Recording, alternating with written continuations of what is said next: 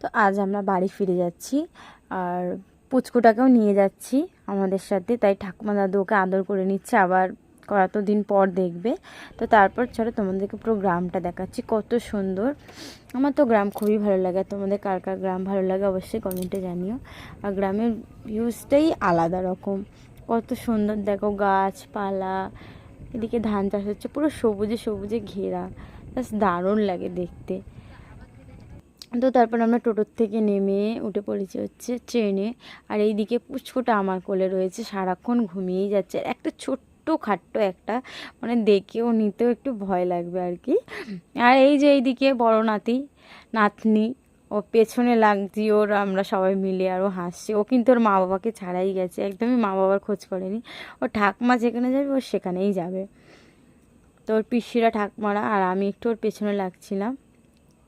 তো যাই হোক, আমরা সবাই মিলে